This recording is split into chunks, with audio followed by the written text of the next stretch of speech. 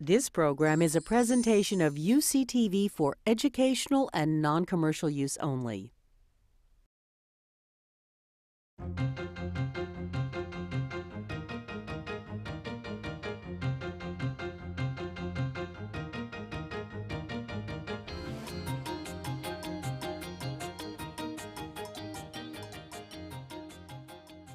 I'm honored to introduce you to our speaker tonight, Don Paul. Don is a leading expert in energy research and policy. He's an expert in the marketplace for energy-based technologies, and he's I'm going to tell you about what he's doing right now. But first I want to say why I think there's some people from across the campus here tonight that we don't usually see at our events. UC Davis is has decided that it is going to be a major player in the energy debates and new technologies that are being developed to assure our energy future. 3 years ago, we founded the UC Davis Energy Efficiency Center with a challenge grant from California Clean Energy Fund.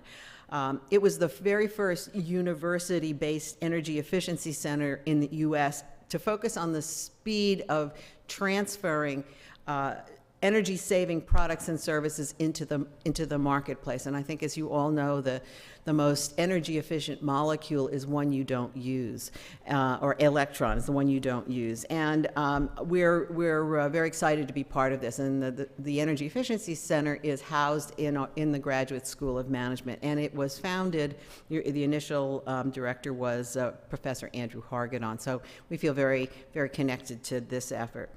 Most recently, Chevron Corporation gave UC Davis $2.5 million to create a permanent leadership position for the Energy Efficiency Center, and we will be searching for that new director. And this money will allow us to expand the impact of the programs and the activities and the research that the center is doing. I hope Don Paul is happy to hear that, because Don was just stepped down from a 33-year distinguished career with Chevron Corporation this last year. And I met Don 5 years ago when he was the keynote speaker for our kickoff event at in San Ramon for our working professional MBA program there. And that was, Don spoke, and it was sort of we hope this adventure works. And we graduated our first class last June, and we are recruiting for our fourth class now, and it's a resounding success. The classes get bigger, and it's a very, very strong program with very strong students.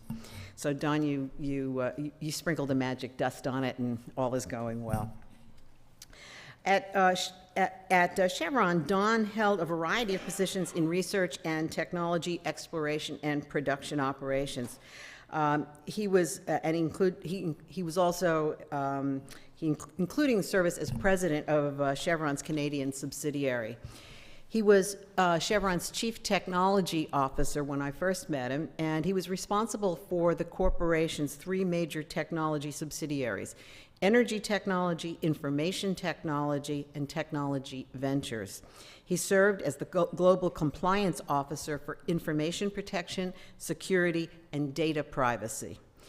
He was involved in forming external research and technology partnerships with governments, businesses, and universities, including our campus. So Don is a friend of our campus. He directed Chevron's efforts to build cooperative partnership with U.S. government agencies and national labs in energy research and development, alternative fuel infrastructure, high-performance computing, and cybersecurity for oil and gas. His public service record is really extensive, and I'll just tell you a little. He was part of the 1997 Presidential Panel on Federal Energy Research and Development, the National Research Council, and the 2007 landmark study by the National Petroleum Council for the Secretary of Energy. And he continues to serve on a number of boards and university, both university and private sector activities. He is a senior advisor for the Center for Strategic and International Studies in Washington. And he worked to establish the Center for Interactive Smart Oilfield Technologies, which is a highly successful partnership between University of Southern California and Chevron, which focuses on advanced information and media technology to oil and gas field automation, marrying energy work and IT work. He is very highly educated. He holds BS, MS, and PhD degrees in applied math, geology, and geophysics, all from MIT. And I want to congratulate Don on an exciting new appointment at another top research university down south with the initials USC. And so he is a colleague now as an academic. He was named last week the executive director of USC's Energy Institute, and he is the holder of the William M. Keck Chair in Energy Resources. In his new role as a faculty member, he's going to continue to expand the opportunities for energy research. And if you heard the numbers attached to the stimulus bill, there ought to be a lot of resources to work with. He's going to continue his efforts to link researchers and practitioners in science, in business, and in technology and government, and to look at some of the very real problems and opportunities that face us all today. So please help me in welcoming Don Paul.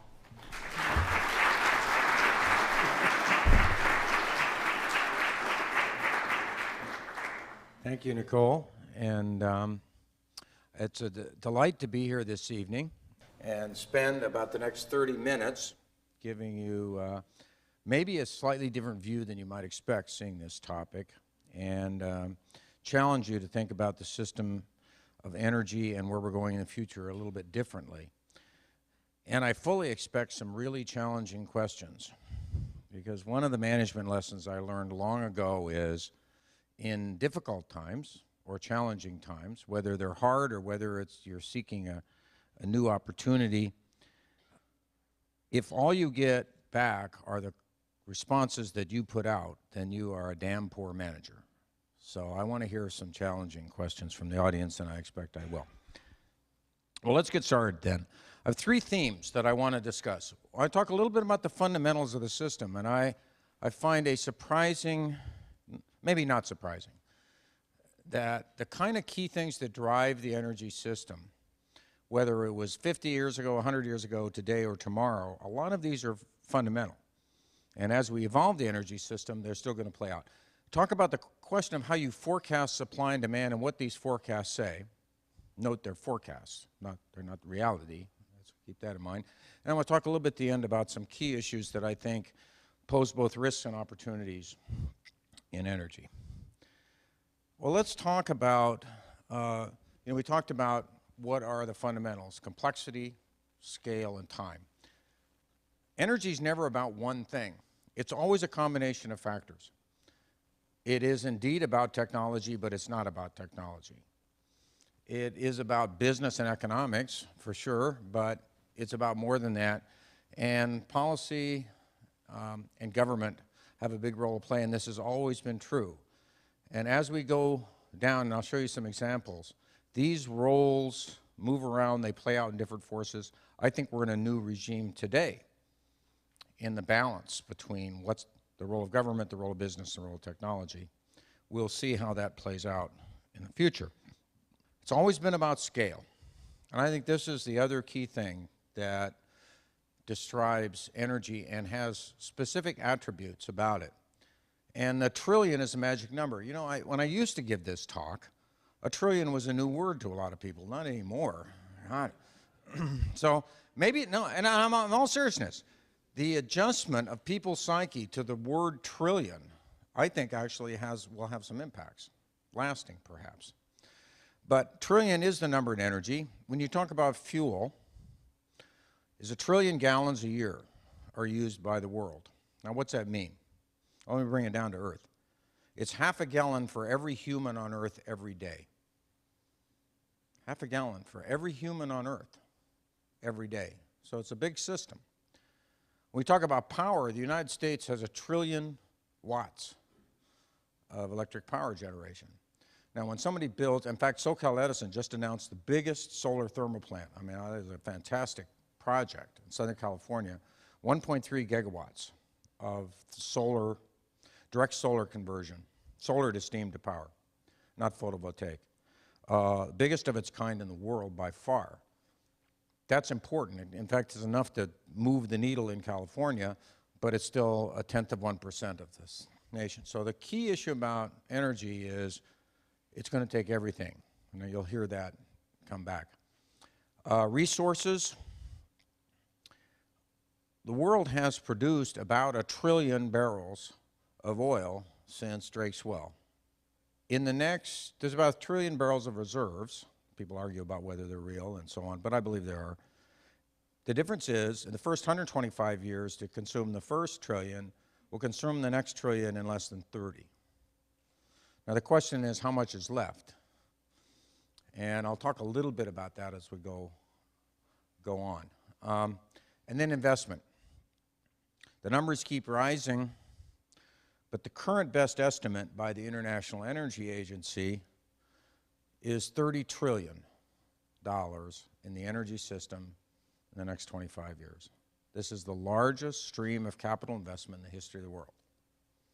In the Chinese stimulus package, very different looking than the US one, for those who've been following this, basically $200+ billion of direct investment in energy infrastructure. 3 or 4 times that of US, interesting. But trillions of dollars. So I think the key aspect here, the scale is enormous. And the challenge to many new technologies are not that they work, not even that they work enough to make money with them, but can you make them 10,000 times the size? And scale up has effects. And I think this is one of the key challenges. One of the other things that I often say to people, and of course coming from an oil and gas company, what I always say is one of the most attractive elements of solar energy is its scale down effects. It works just as well whether there's a square foot of thin film solar as whether you cover an entire top of a Walmart. It all works the same. So it has infinite scalability. One of its great characteristics, which I personally think will play out and be important as we evolve the energy system. The other aspect that I think is very much underappreciated about energy is that history, today, and the future, they all coexist in energy because things last so long. There are things today in the system that are 100 years old. There are things that are 20 years old. And anything you build today will last 30 or 40 years. This is a distinguishing characteristic. And I tell my friends in the IT business, it's not software for this one specific reason. You don't have the option, taking down the system tonight at midnight, as we used to often do, swapping out the operating system, bringing the system back up on a new platform the next morning. That's not what happens in energy. When you build it, you have it, and you have it for decades. And so it's important when we think about how this system might evolve. But let me give you a little tour of history and demonstrate this complexity. This is from BP Statistical Review last year. This is a plot of average oil prices in constant dollars to 1861 through, actually, that's a misprint, 2009. There's the data point, February 2009, okay? So what does this thing kind of say? Well, it says a couple of things. We obviously have a couple of different periods in here. There's a long period in here from about the end of the 1880s through until, obviously, something happened here. Another period, and then something happened here. So let me give you a little tour, and I think it helps understand the history which you live with, but more importantly, it has fundamentally, I would argue, fundamentally shaped the energy business of not just the US, but the world, fundamentally shaped the political debate about energy. Okay, 1870. Drake's discovery was back here in 1859, basically said you could drill for oil instead of dig for it. Actually, oil existed a long time before where there were natural flows at the surface, People go in with shovels and dig it up. But he demonstrated you didn't have to do that. You could actually go down, in his case, hundreds of feet, but ultimately, today, miles. And that changed. But in 1870, Standard Oil, Rockefeller formed Standard Oil. And what was the business issue here? He decided that the problem with the oil business was it wasn't sufficiently large. It didn't integrate enough things together. And he was really the first person to realize that integrated supply chains and scale would matter for oil. In 1908, the Model T Ford. This was significant because in the few years before, here became the discoveries of the great California oil fields. Anybody that saw the movie There Will Be Blood is about the Central Valley early developments, turn of the century. And a string of giant oil fields were discovered in California. That, combined with the fact that now there was a major use, created a convergence that was either the greatest business synergy in history or the worst nightmare, depending on your perspective, which was the fact that the U.S. was clear now. The U.S. had basically nearly unlimited oil resources. And in fact, if you look at the whole history, the United States had more, and still does, not today, but has produced more oil than all of Saudi Arabia. The U.S. is by far the largest source of hydrocarbons in the world. That combined with the automobile, and you have a magical business. But other things began to happen as a result of this, of course. Now, in 1910, the U.S. has produced 60% of the world's oil. This is double the share OPEC has. So the United States was a huge producer, in fact, the primary supplier of oil on a world scale, far beyond actually what we see from OPEC. I think this became embedded in the psyche of America about energy independence and all of these things. The whole infrastructure for energy use in America was driven by the fact that you were by far the largest supplier. You had a huge surplus in excess of what you needed to produce, and you had the biggest automobile business in the world. And down the road, literally, you went. But then things started to happen. 1911, the government decided that Standard Oil was too big. At that time, it controlled 90% of the refining market in the United States. So private monopolies were a bad idea. But at the same time, it decided that public monopolies were okay. And in 1919, the Texas Railroad Commission gained control of production. In fact, it had so much power in Texas, in the Texas production, it could allocate price and production by well.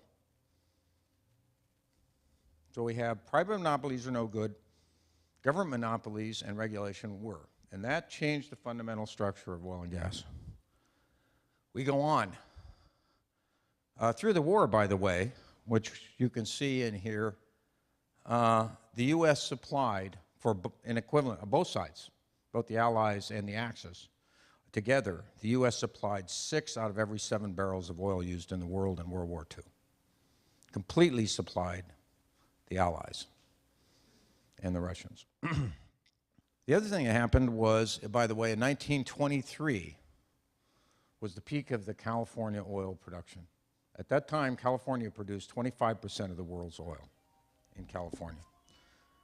So the U.S. was a major producer in this system, and it affected the whole infrastructure, much of what you see today. Notably, why the U.S. is different than Europe. Well, Europe got to start over after World War II. So did Japan. Fuel was scarce. There was not much there was 0 indigenous hydrocarbons in Japan.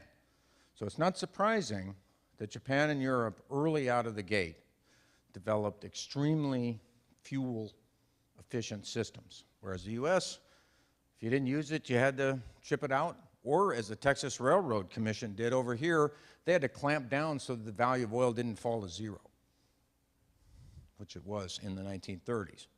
So, but then 2 significant things happened to change the nature of energy use in the United States. We built by far the world's most extensive road system. The second thing was commercial jet travel. And that changed, was a major inflection point in the use of jet fuel for transit. and actually marked the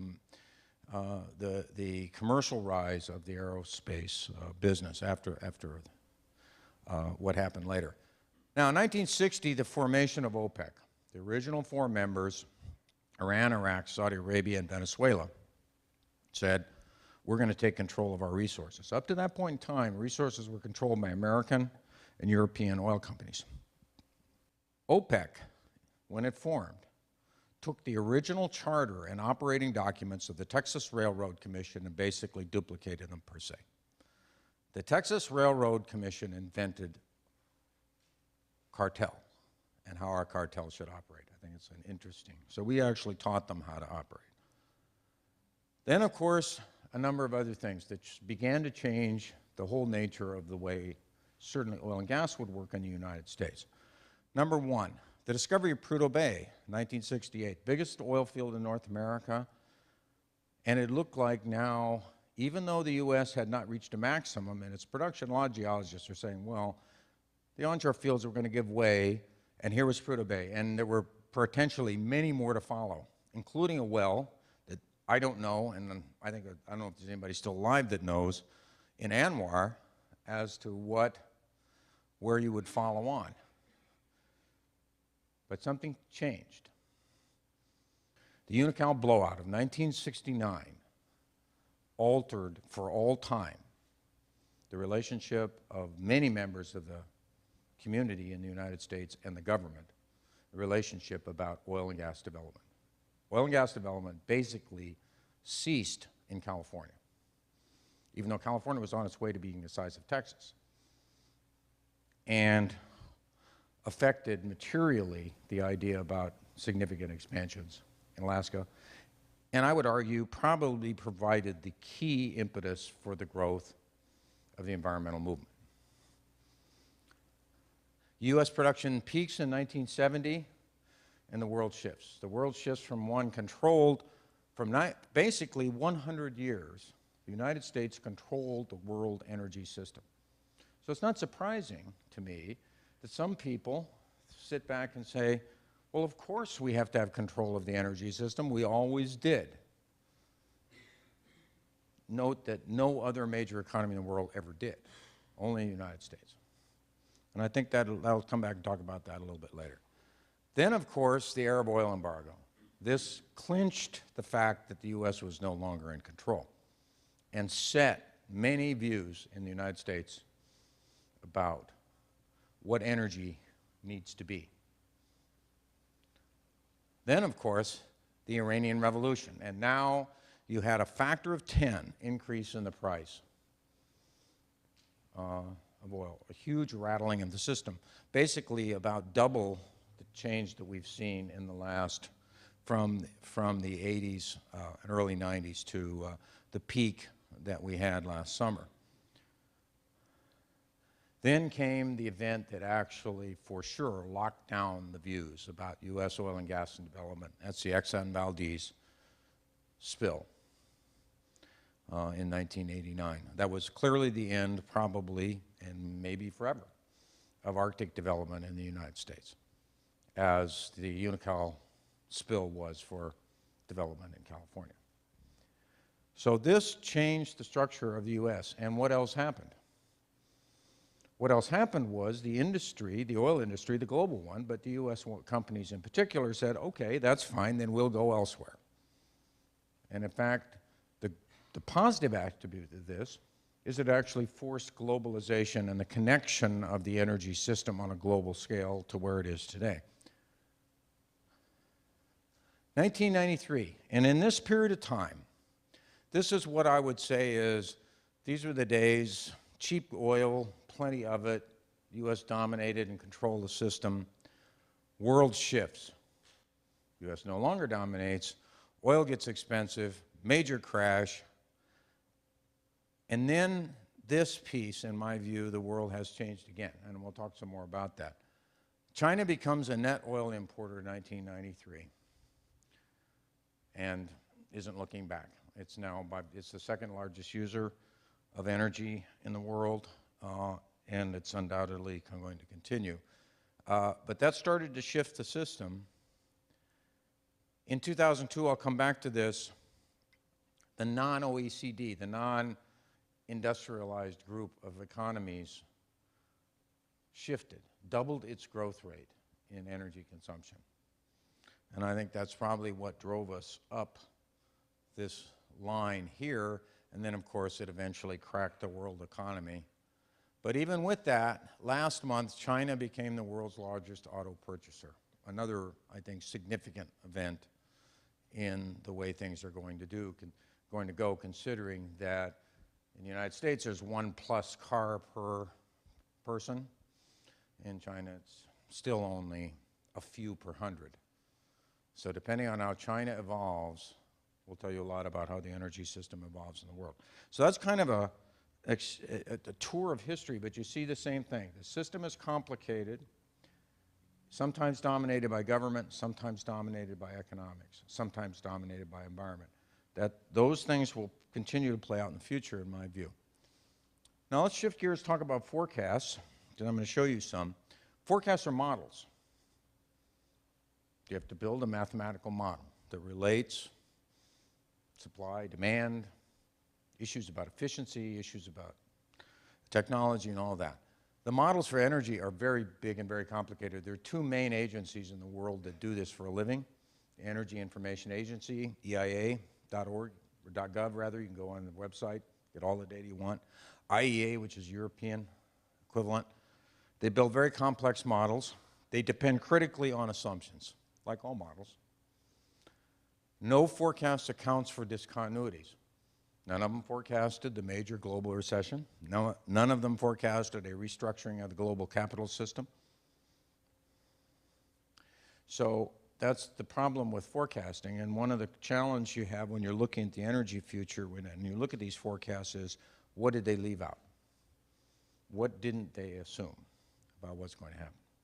Let's have a look at some of the things that the forecasts say, and you can ask yourself how reasonable they are. This one, I think, is a sure bet. This is a plot of the shift, the structural shift in demand. What you see is OECD, total energy use. You know, we're right here, right at this crossover. This is that inflection point in 2002 when it shifted onto a different curve. This was basically the inflection point where China really rocketed up along with India and Southeast Asia. But what it says is that we're at the crossover where in the future the structure of demand for energy of all kinds, power and fuel, in the world is not controlled by the advanced economies anymore. And that's significant, in my view, as to what's going to happen. Population growth plus economic growth is what's driving that. Now, what's the composition of this? I find this a kind of an interesting slide in some ways. This is from the EIA's last analysis, published this summer. Here we are in 2005, OECD composition, oil, gas, coal, nuclear, renewable for non-OECD. That's 2005. Looking out 2030, what do you see? One is this one's a lot bigger, right? It's gotten bigger. But the striking thing is oil's kind of the same. It's gone up a little bit. Big growth in coal. You might ask why that is, and we'll maybe talk about that in a little bit. Renewables have gotten bigger, and in fact, this growth rate for renewables is the current growth rate projected out for 20 years. So what's the message? The message is if we're going to expand the renewable segment of the growth, which would be basically from here to here, which is about 40 or 50%. If renewables were to take half that growth, it would take a growth rate significantly higher than the current system. In fact, it would take a growth rate about the same as IT. So when I say to people, when I say, look, some of these other elements aren't going away anytime soon. There's a problem with coal potentially because of the carbon issue. But renewables are going to grow as fast as they can. It's just that the system is so big that to get to even 10 or 15% of the system will require every solar panel and every windmill you can possibly construct. That's because the system is so large. So it's going to take all of it to meet this, but we'll come back and talk about the implications of that.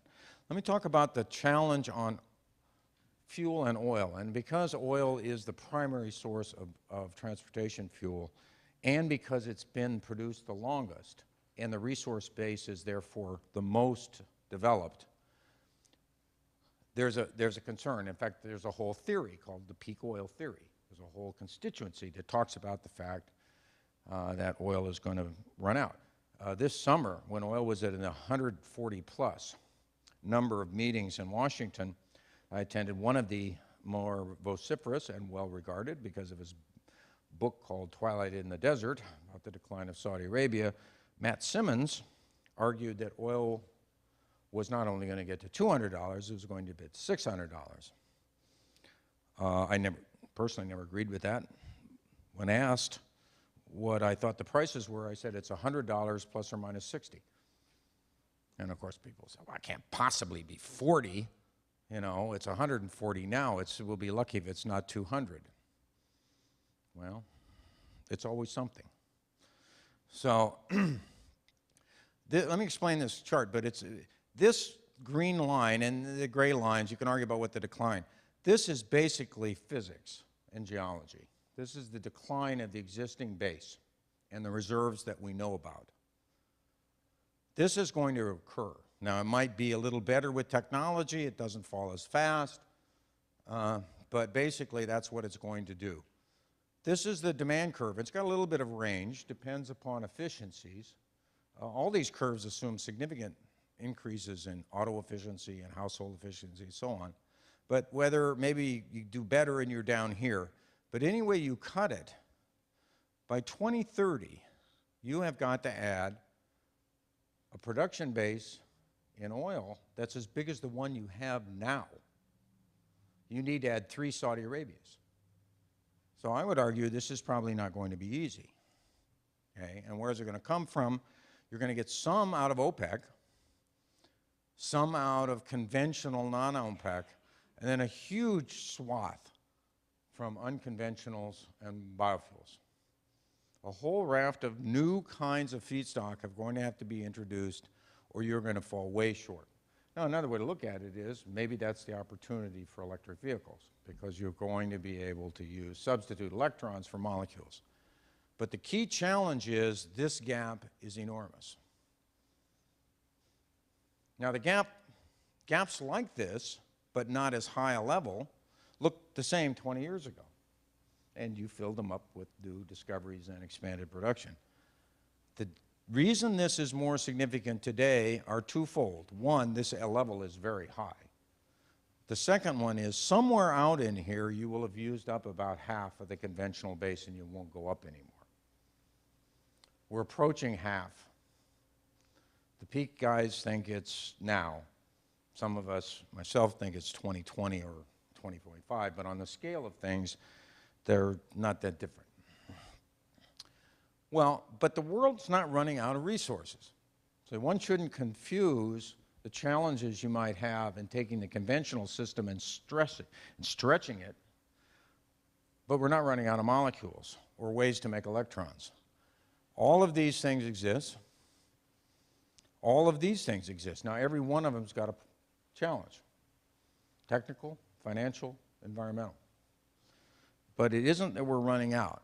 The question is, what's the time frame, what's the cost, and what are the environmental mitigation factors that have to apply at the scale that's needed?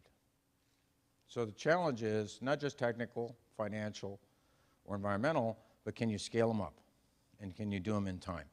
So I think it's not that you're running out of resources, it's just the complexity and scale of the problem is going to be the challenge.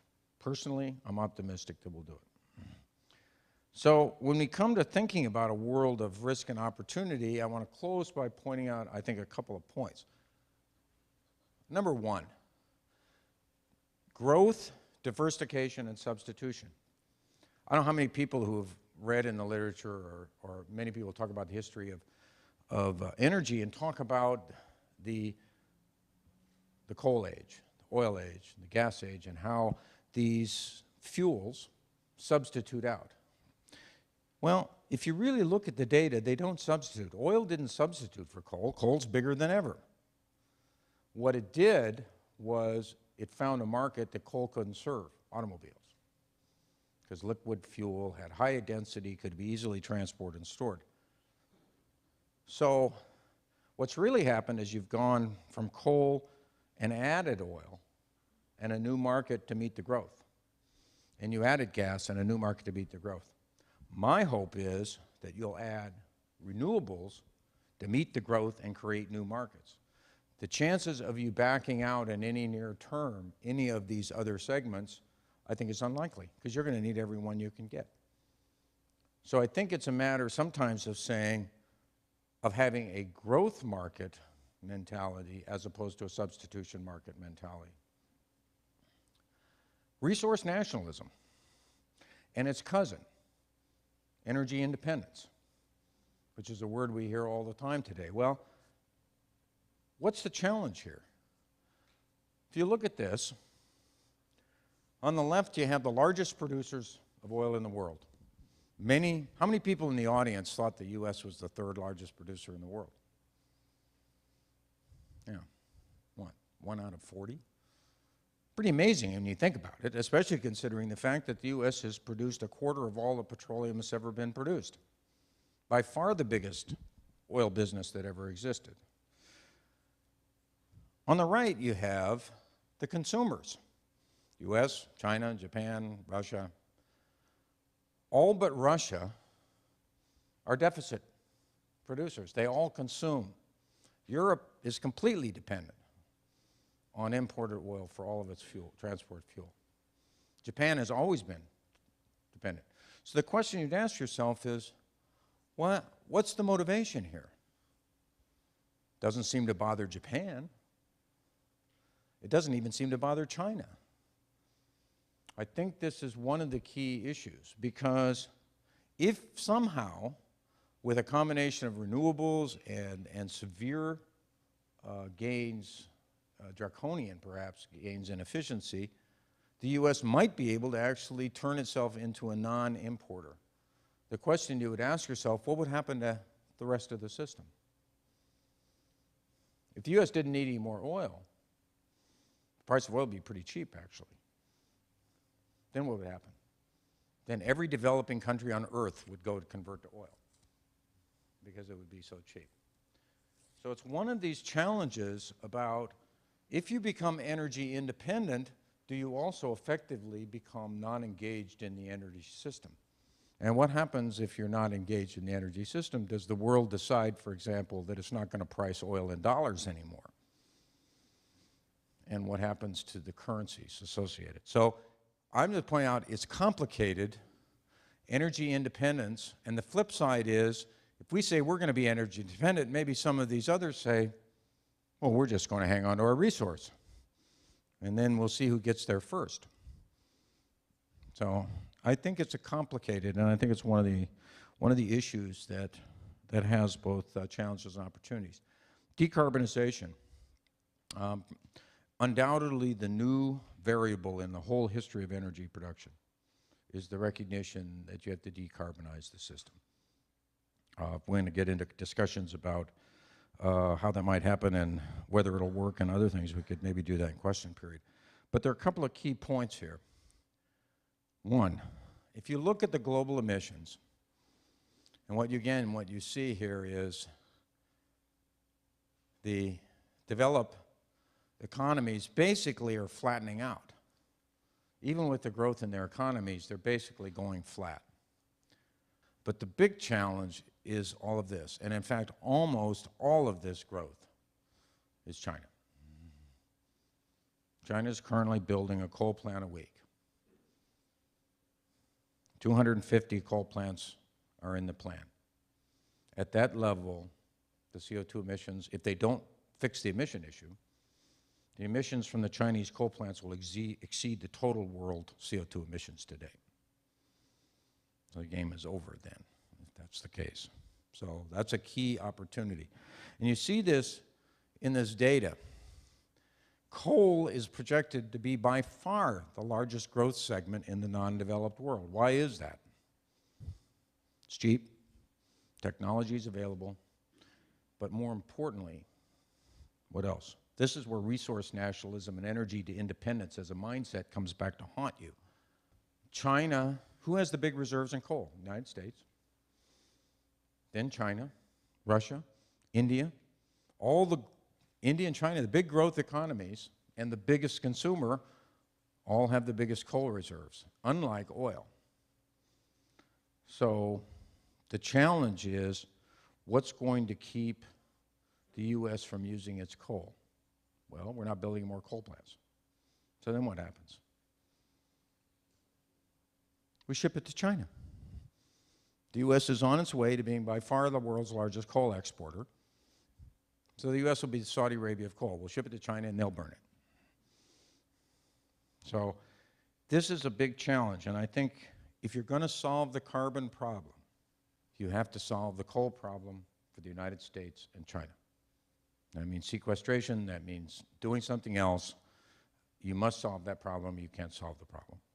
Because the biggest consumers, the biggest producers, are the biggest reserve holders. And it's probably inevitable that that's going to be a factor. Let me talk about technology, and I'm just about closed up here. What I call transcendent trends. These are trends that transcend, that's not about energy, they transcend all industries and all economic elements. There's three of them that really come to mind. Universal digitization, sensing, and computing and connectivity. And it continues to grow according to basically following Moore's Law. Intel's announcement, which I thought was terrific the other day, $7 billion going into a new gen of chip fabs, is basically going to ensure this is going to continue another 10 years. This says that computing basically doubles roughly every 18 months to 2 years. What's different, I mean, that's enough to make a difference. I mean, you look at the stuff that people have. People pull out an iPod and decide they want to download an HD TV movie. Inconceivable 20 years ago. Now, what are they doing? What do you think your digital consumption is going? Skyrocketing. In fact, what computing is going up by a factor of 2 every 2 years. Data volumes are going up by a factor of 2 in less than a year. That means in the next year, think about exponentials. You know, you could take the next step. That next step is bigger than the integral under the curve before that, which means that next year we will collect and store digital information that exceeds the entirety of all the digital information ever collected next year, and the same year following that. When I was at Chevron, I remember bringing this idea to the board of directors early because I said, this is going to be a problem. This was like 10 years ago. And they said, you know, you need to stay away from MIT or something. You know, get back to the real world. Last year, when I went in, and of course, by that time, everybody knew the reality. I said, here's the data. We're buying hard disk to store data. This is just inside of Chevron. The equivalent, the digital equivalent of the Library of Congress every day. Every single day, we bought enough disk space to score all the equivalent digital. If you digitize the whole Library of Congress, we store that much data every single day. And the rate was increasing. And in 3 years, it would be twice as much. So this is going to be a deal. Engineering and manufacturing at what I call molecular transformation, if you want to call it nanotech, particularly on the inorganic side, biotech, that is basically changing the genetic composition of living matter. Both of these are extraordinarily powerful technologies, and they're going to matter. They're going to matter for materials, they're going to matter for energy sources and energy consumption, but these things are clearly going to have an impact. Then the third one, that sounds a little bit like this one, but it's not, because this really is how do digits and humans, virtual worlds, automation, robotics. You know, people have talked, when I was a little kid, robots were going to happen, right? They never seem to happen. Well, I think they are happening. And I think you're going to see, in a world completely enriched by digital access, you're going to see a world in which robotics are real and in the system. I would dare say in 10 years from now, I mean, you're talking about, there are already 1,000 microprocessors for every human in the world. What's going to happen in 10 years? And when these things are out there running around doing things? And what will the energy requirements be to support such an infrastructure? So I think the intrinsic intersection of energy and information technology is one of the core things that are going along. And then this rising complexity, and I'll give you a specific example, the Black Swans. How many people have read The Black Swan? A few. Great book. Because what's the book about? The book says that some of the most significant impacts occur from improbable events that were not recognized as such. So low probability, they're out on the tail of the distribution, but high impact events. You know, for example, a magnitude 9 earthquake is low probability, but if it happens, it has enormous impact. I would argue the best example of that is exactly what we've seen in the financial meltdown. That because of connectivity, which I talked about before, the world completely connected. Money are digits. Money are digits. That's all they are. The ability then to compute representations of money and investments, complex derivatives that nobody could do without computers, and then distribute it into the system in such a way that nobody could figure out what they actually did. And there you are. So you created a system big, connected, and complex, and you produced what undoubtedly the people ran the models. I know they ran the models about their portfolio stabilities. It's not that they didn't do that. But what happened? The models weren't complete. They weren't complex enough, and they didn't show these outlying events that you see with big nonlinear complex systems. Well, I'm going to talk for a minute about the mother lode, perhaps, at least coming down the road of this, and that's this smart grid. This is going to happen. There's money in the stimulus bill. Utilities are moving forward. This is ultimately the coupling of the two largest infrastructures in the world. It's not that people don't use IT today, but this is basically the integration of the two, where all energy transactions are now information transactions, like all money transactions became information transactions. This rides on the IT curve. Sensors are becoming so cheap and so ubiquitous that they will be everywhere. Now, does that bother people? Some yes, some no, but basically, walk up to your dishwasher and it says, no, wrong time, can't run it, come back later. Now, it's good for the energy system, but it's a whole new level of complexity. Creates tremendous efficiency gains, and it's particularly valuable for variable sources, like wind and solar. But it creates a system, in my view, of unprecedented complexity and scale. And what we've seen from big complex systems is they can have undesired modes of operation that we don't understand. We were talking about that at dinner about, we simply don't, people do not understand nonlinear systems that have hundreds of billions of elements in them. They simply don't. And so I think one of the questions about this is, as we raise the complexity and raise the scale, then what? We have introduced ourselves to a system that is arguably more efficient, more adaptable, but is it stable? And how do we know? So I think it's a tremendous opportunity to participate in this, what will be a step function, I believe, in the way we manage certainly power. But the question is, what will happen as we raise this complexity? So with that, I will be glad to answer some questions and just say, scale, complexity, and time are really what energy is about. Diversification is what energy is going to be about. But the old parts aren't going away anytime soon. And so there are opportunities to make those more efficient and evolve them along a pathway that I think gives us the societal and environmental performance we want. So thank you very much, and I look forward to your questions.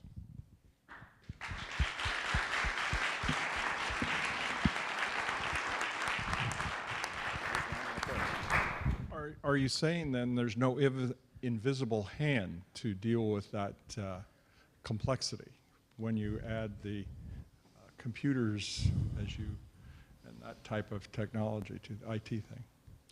I think it's an interesting question. Are there, in other words, do systems reach equilibriums? Or, do systems adjust themselves? Absolutely. The real only question is, will they adjust themselves to states you might not like? In other words, if you look at the current financial meltdown, the system arguably said, people paid way too much for these assets. I'm going to make sure they fall in value. I have no particular concern about the fallout that goes with it. We will reach another equilibrium at 75% of the value. Yes, but if you look at the power system and you say, we will reach equilibrium with you having 4 hours of no power, that's not going to work. Well, not here. It's okay in some parts of the world, but I don't think that will fly. So will the system adjust? I think yes. I think the question is, can you understand it enough and build a system sophisticated enough to keep you away from the things you really don't want? Well, this raises a good question. Does anyone control the energy system? I think it's an interesting question. It's not completely clear that one could answer that. Good question, though. Yeah. First, I wanted to thank you. I've really enjoyed your presentation this evening. I was wondering, you talked about improbable events. You didn't touch upon Russia, and I was wondering what you think, how improbable, probable, given a destabilization with, they've blown through, what, 1/3 to half maybe of their reserves of, just propping up their economy. They're not the biggest oil producer. I mean, they're a big oil producer, but as far as their use, their infrastructure, I just wonder what kind of a curveball you might see coming down. It's a really good question. And when I talked about resource nationalism and could have gotten into an extensive discussion of particularly Russia, and of course, it's not just Russia. I mean, 70% of the gas supplies in Europe are Russian. So Europe's hung out to dry. If the Russians were to actually go down and shut off the gas, Europe would freeze. There was no way they could make it up from their current energy system. So Russia's a big deal because it has big resources, it has complex politics. Its revenues have fallen materially with the fall in oil prices. If you think back to the mid-'80s, this was an explicit strategy of the Reagan administration. The way to win the Cold War, to the extent possible, was to break the Russian economy by driving the oil prices as low as you could drive them. And it was very successful. So, but the question is, we'll see what happens. Personally, I think it'll sort of right itself and they'll be back in business. But were Russia to go unstable, would be a big effect. Yes? I wanted your opinion on scale, complexity, and time in terms of the solar PV industry. Okay. Well, I think I said before, I'm a big fan of solar PV because it has infinite scalability. It works to have a square foot run a stoplight. It works to have, 20,000 or 50,000 square feet run a Walmart. So it's fantastic in its deployability. It has a couple of shortcomings. One, it doesn't work all the time. So energy storage is an issue for electricity unless it can be made up some other way.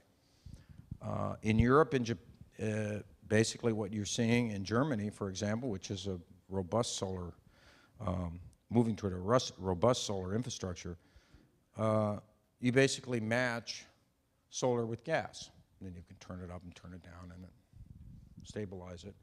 I'm a big fan of PV. I think the questions are, how fast can it grow given the manufacturing infrastructure that you have? And then a more fundamental question for the United States, and I think it's really a potentially dangerous political circumstance for the stimulus package. If you needed to ramp up solar manufacturing, say by factor 10, where do you think it's going to come from? China. China's already, in fact, part of their infrastructure investment is to build up their solar factories so they can export it to the United States. So it's one of these things where the business and the technical issue and the government are all hooked together. U.S. pumps $50 billion through a stimulus into the system. 35 of it flows to China to buy solar panels to put in the United States. How does that go down? So I'm a big fan of PV. I think it's going to get a lot bigger. And it'll be, who knows, maybe it could easily get, might, I think over time, get 10%, maybe even a little bit more.